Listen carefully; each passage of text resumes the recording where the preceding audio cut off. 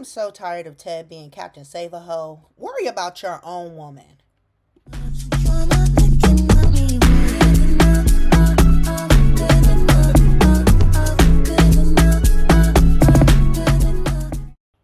Hey y'all, hey, welcome back to the deep dive with Toya Creates.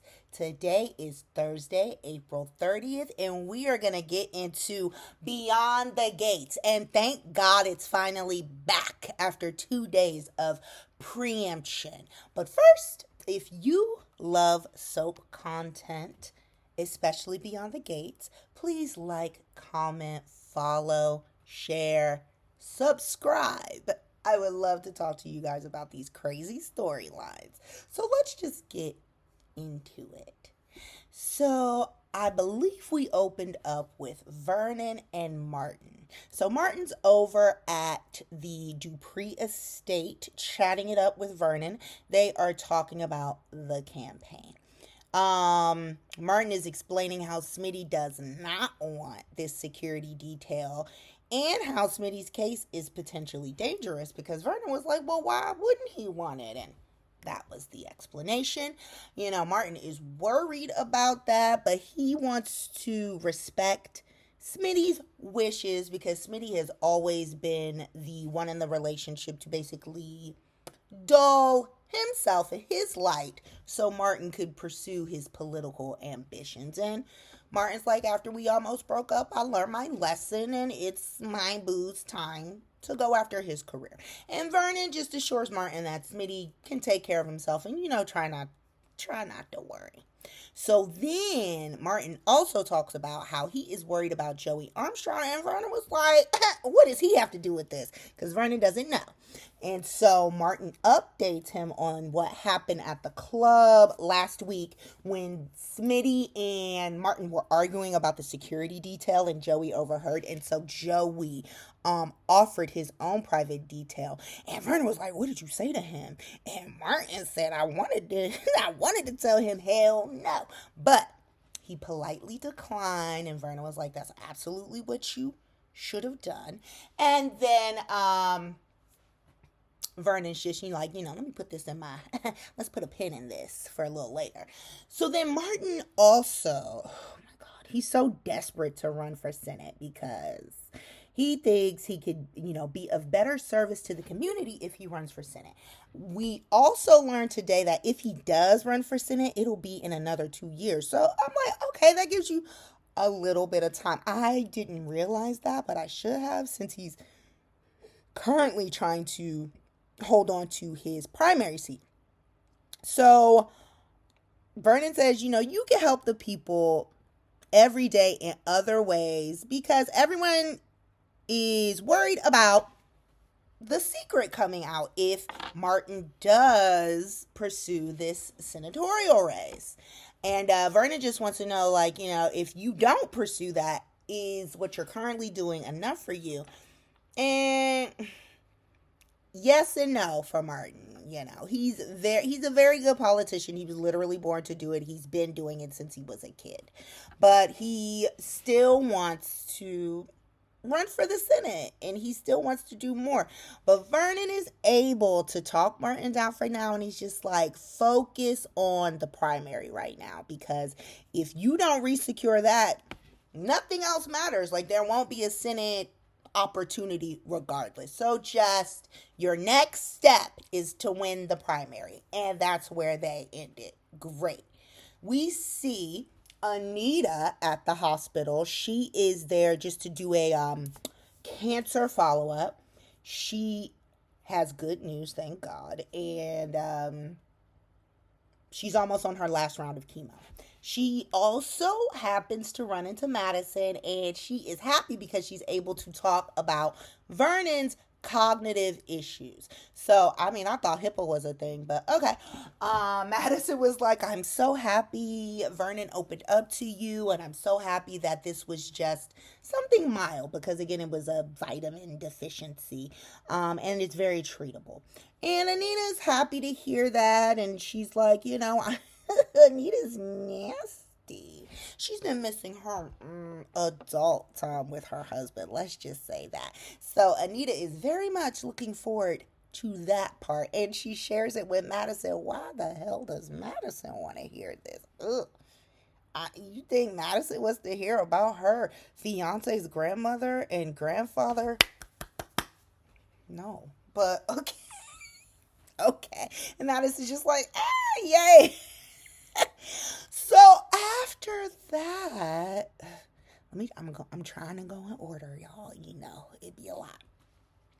So then after that, we see Leah on the phone. I thought she was on the phone with Ren. She's thanking whomever, for getting Grayson in line. And she was like, he's a little worse for wear, but he made his drop, and I'm happy about that.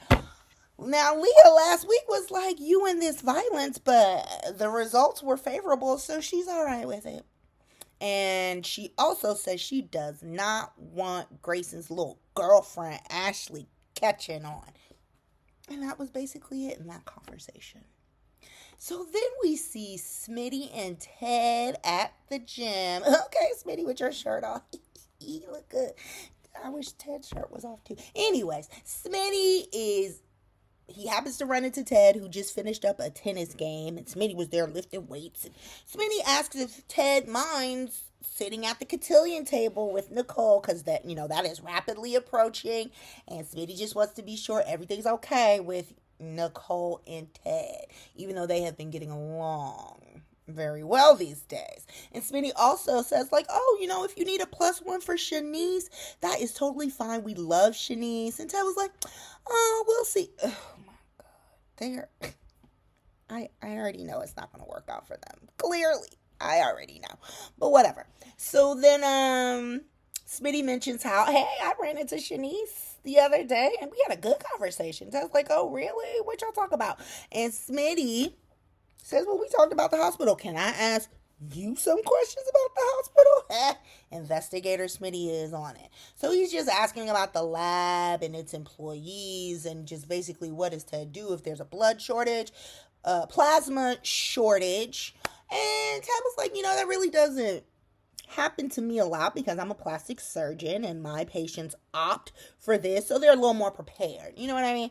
It's not an emergency situation where there was a natural disaster and things of that nature. And those could be the things that deplete the plasma. And, Smitty's also asking, again, if there's been a shortage on blood. And Ted just explains the whole process and how it works. And Ted was like, so what is this story about? And Smitty was like, it's about blood and leaves. And Ted was like, okay. And that's that on that. So then the next people we see are the children. Jessica and Samantha and Tyrell are at Samantha and Tyrell's house. We open with Jessica and Samantha discussing this cotillion, and Jessica is also looking over one of Samantha's, I think, cotillion assignments. She just wants to, Samantha just wants somebody else to go over it and get their opinions and yada, yada, yada. 1 second. And Samantha also talks about how she's still ticked off how Leslie is taking all the credit for her free clinic idea. Jessica also says in this moment that she's been accepted to UCLA. And at this point, Tyrell is now in the conversation because he's like, why didn't you tell me you were accepted at UCLA? Because Tyrell and Jessica have been dating for a little minute, and Jessica has Tyrell's nose all wide open, as Martin stated a month or so ago. And it's almost time for them to go off to college. And so Tyrell really wanted to go to Banneker at first, but then once his boo thing was talking about California, he was ready to, go follow her. But Smitty and Martin were like, no. You need to think for yourself and you need to do for yourself. So Tyrell is nervous once he hears this because he's like, why didn't you tell me? And Jessica said, I literally just found out. And he's worried. He's like, if I'll be attending Banneker, he's wondering what will happen to the relationship if she goes to California. So Tyrell is nervous. So then Tyrell and Jessica basically ask for some alone time, and Samantha's like, fine, I'll go and get a boba tea or whatever. So she heads out, and Tyrell and Jessica are still talking. Now they're alone up in this house. Who, where, what? Was I raised differently? I don't know. This would have never happened, but okay, let's pretend. And so they're talking about the long distance issue, if it actually comes to that, because Jessica has not made a decision in terms of where she will be going. And Tyrell's okay with that, but he's just like, he expresses how he doesn't want to break up. She doesn't want that either. And oh, by the way, we have the house to ourselves. This is exactly why you can't let teenagers have free reign of your house. So they go upstairs, and Tyrell and Jessica are starting to get a little frisky, a little fresh, when one of the parents come home. And Tyrell's like, damn, I thought the rent said they wouldn't be here all for a while. So then he's panicking. So then we see that it's Smitty, because we go downstairs with the camera, and Smitty is there, and he also gets a text saying, I think it's a text from Jacob saying that he doesn't know where Ren is, or he's lost contact with Ren. Now, I thought Ren was just talking to Leah on the phone at the hospital, but maybe I heard it wrong. Somebody tell me, please. Anyways, so Smitty is just preoccupied, basically, with this case, and he's not really paying attention. So Samantha walks back in with her boba tea. Yuck, I hate that pistachio shit at the bottom. Anyways, and she was like, oh, where did Tyrell and Jessica go? And Smitty said, oh, I don't think anyone's in the house. So then Tyrell and Jessica come walking down the steps. Now, Tyrell could have just played this off, but as a teenager, he had to start lying. So he's like, oh, yeah, Dad, I'm sorry. I just ran into Jessica upstairs when she was coming out of Samantha's room. And Smitty, because he's preoccupied, is just brushing it off. And Samantha's like, I know you lying, not today. She was like, that is not true. One, Tyrell gaslit me into leaving the home. Two, when I did something similar, you acted like it was a federal case. I was punished severely, and my electronics were taken for weeks. So what is this? And Smitty's just like, oh, well, Tyrell knows right from wrong. And like, no harm, no foul. And again, Samantha's like, no. So then at this point, Martin comes and he walks right into this. And he's like, what is going on? And Jessica... Apparently, Jessica has been studying mediation tactics, and she's like, oh my God, this is a great time for me to implore my mediation skills. Again, I am a child of the 80s, raised in the 90s, by a good old Black Baptist couple, okay? There is no way in hell I would have been allowed to have anybody over without someone being in the house. And then to have Jessica talk about, oh, I'm going to mediate. My mom would have been like, shut up. But that's old school parenting. And so I'm learning something new about this new age stuff. So much to my surprise, Smitty and Martin just let her cook. So, and Jessica's not bad at mediating. So Jessica's like, but Jessica could be a little insufferable at times as well, because she's one of those super militant, super... one of those. So Jessica starts mediating, and she tells him, well, despite you guys being LGBTQIA, you have fallen into the misogynistic patriarchy. Girl, like Jessica. But she's not wrong. So then she continues doing a fantastic job of mediating this, and Martin and Smitty are listening, and they have their little rebuttals. They're like, well, I'm not into gender norms and things like that, because Smitty was like, I was a stay-at-home dad and this and that, but at the end of the day, yes, you guys are being unfair. This is a complete double standard. Samantha kept chiming in as well, and after Jessica brought up her mediation, Martin and Smitty were like, you know what? You have a compelling argument, and Tyrell will be punished until the cotillion. And Samantha's like, what? That's not fair. That's not even any time. But I think they agree. At least he's getting something, because yeah, this is totally dead ass wrong. So and this Smitty's like, you know what? I think we should also tell Jessica's mom what happened. And Jessica's like, nah, you don't have to do that.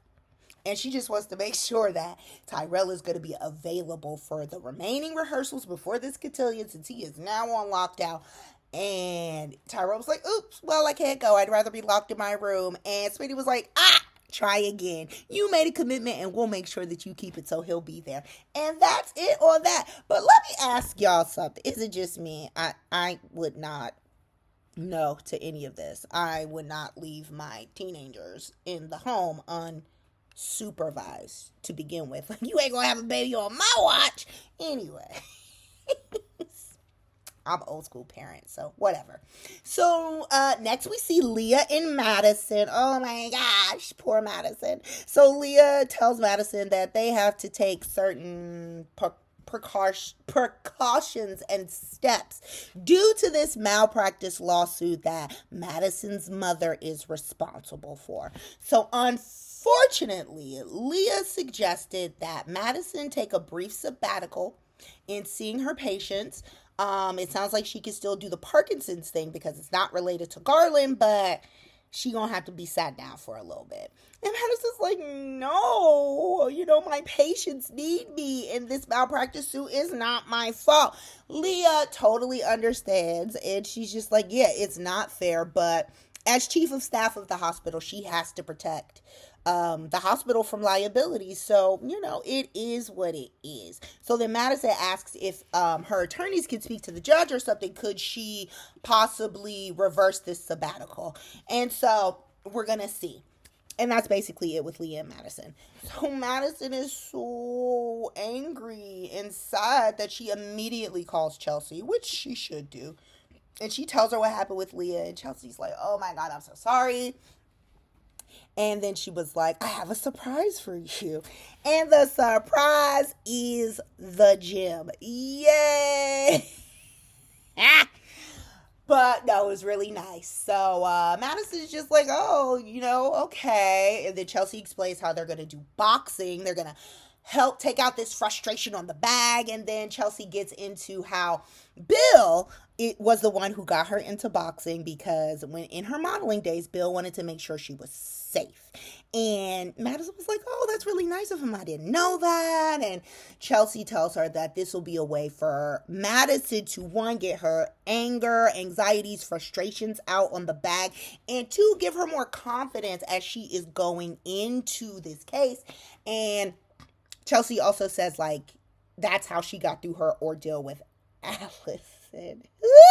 Last summer was crazy. That's how she got through it with Allison when she was kidnapped and stuff. So it was really cool to see, and they did that. And then Madison gets a phone call from Willow, who is her mother. Now, Madison has been ignoring the calls, and she's just like, gosh, how many times do I have to ignore somebody? And Chelsea steps up for her boo. She was like, I'll take the phone call. Hello, Willow. Oh, let me get my phone. Hello, Willow. Madison is not available, and anything further that you have to say or any further communications will be through her attorneys. The end. And Madison's like, yay, thank you so much for saving me. Girl, you could have done that yourself. But okay, it's cute. Whatever. I love it. So, we also see Anita and Shanice at the hospital. Anita is, talking about the good news with her being able to schedule her last chemo treatment, and she is like asking Shanice to please pass this good news on to your aunt. Her aunt was very helpful to Anita during her lowest times, and Anita is very appreciative of that. And they also talked about doing some things in terms of advancing cancer research. So she's like, oh, and also when your aunt's here the next time, just let her know that I want to meet up. You have her number, but okay. So they're just, talking, and Shanice is very happy to hear all of this news when you know who gets off this elevator. It's Leslie. She rudely interrupts as if Anita and Shanice are not speaking. She's like, I need to see Leah. Anita was like, I know you heard us talking. Now, this is the type of parenting I'm accustomed to. I know you heard us talking. And what you did was very rude. And you need to apologize.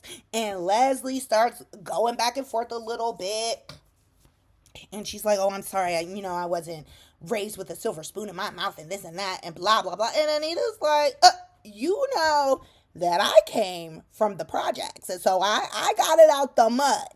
Okay? But my mother still took the time to teach me some home training. So then Leslie counters with, well, I'm sorry to Nursey Worsey Shanice. And I'm sorry because some of us didn't have the opportunity to know our mothers, which is a direct dig at Anita with the whole Barbara articulate situation. For those who don't know, there was a fourth articulate. She basically put everything together. Think Dream Girls. Anita and the other three were decided to leave Barbara behind, basically. And they went on and got famous, and Barbara was left. Turns out she was pregnant. She had a baby that none of them knew about. Turns out the baby was Leslie. Okay, and this is how Leslie got all of her money. All right? So when Leslie said that to Anita, you could tell it cut her deep because she's basically playing on Anita's grief because Barbara did kill herself behind being removed from the group and losing everything. So, yeah, that was no bueno, Leslie. And then she just walks off and Anita's just sitting there, standing there like, ugh. And then Ted is also overseeing this. He's just in the background. He's just like, oh, okay. So then he goes over to, Shanice's desk really quick. And they talk, but then Shanice has to go off and do something else. So, that's basically it for that. So then we see Anita go home. She's talking to Vernon. She's telling him about the Leslie interaction. And he's telling her about Joey and what he did, how he basically made a bad joke about politicians and bodies being buried in front of people who are not in the know. Those people would be Vanessa and Carlton because this happened at the dinner date, the double date from hell. And so Vernon said he's going to have to handle Joey himself. And Anita is supportive of that because they do not want this story coming out, and they don't want Joey holding anything over them or Martin.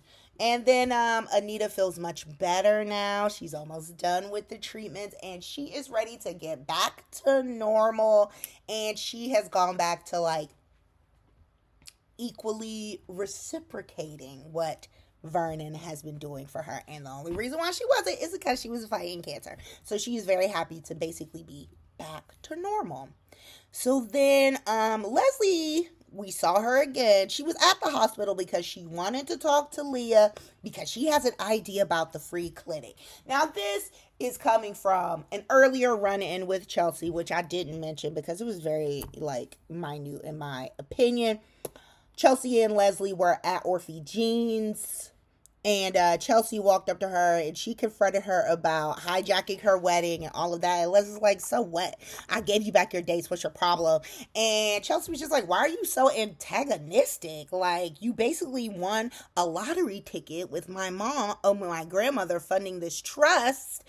You could have a better life. You could be happy. You could move somewhere else and stop resenting the Dupree so much. And Leslie was like, let me tell you something, little girl.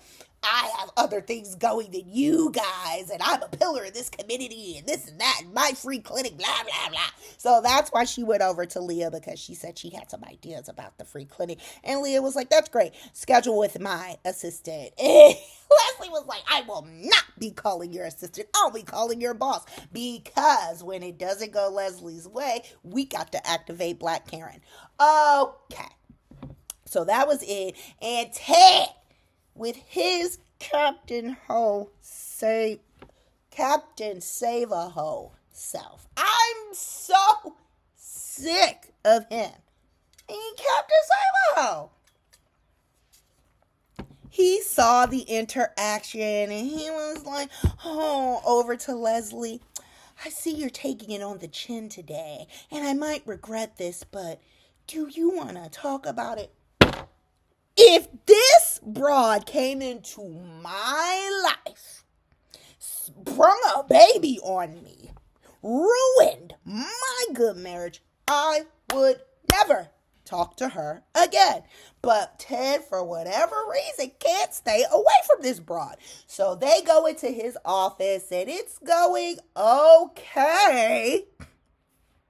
But since Leslie is a habitual line stepper, of course, she has to cross the line.